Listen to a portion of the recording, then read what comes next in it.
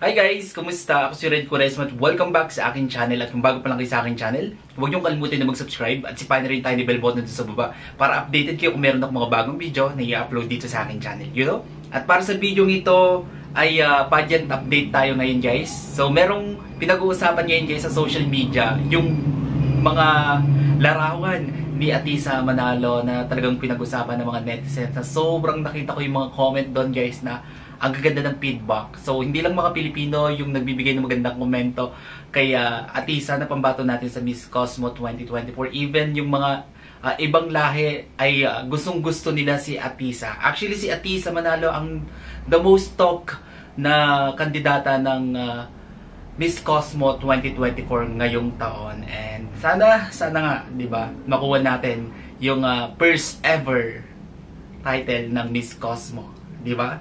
So, sobrang lakas naman talaga ni Atisa Manalo. Biruin mo, no?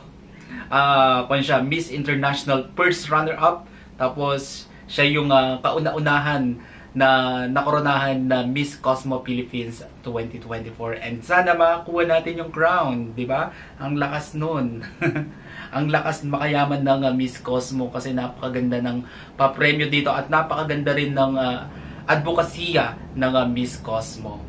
Alright, panoorin natin guys yung mga, meron akong video na nakita sa Sokmed na talagang pinusuan ng netizens. Tapos yung mga post na picture ni Atisa Manalo na sobrang ganda ng kanyang mga makeup.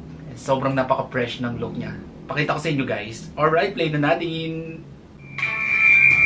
Ganda!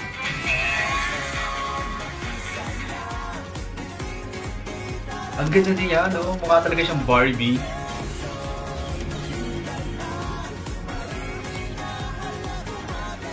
Grabe din naman yung mga kanila, no? Mga makeup artist sa Vietnam, no?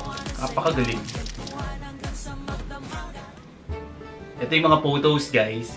Tignan nyo yung looks. Grabe, no? Litaw na litaw yung kanya, no? Kaganda, lalong gumanda. Dito, napaka-fresh ng look niya. Grabe lahat ng makeup bagay sa kanya, no?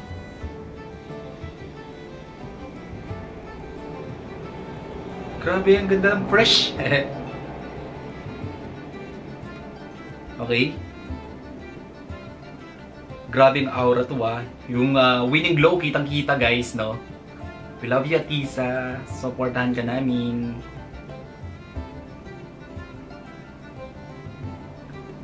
Ano masasabi nyo guys sa makeup ni Atisa ngayon? Comment down below. She's really beautiful. Inside and out. Kahit wala nga siyang makeup, sobrang ganda ni Atisa, no? Love it. Simple lang, sobrang ganda. Ng kasuotan niya, no? Simpleng-simple pero napakaganda. Napaka-expensive. Ang expensive din ng Miss Cosmo, diba? Papaingayin natin ng Miss Cosmo!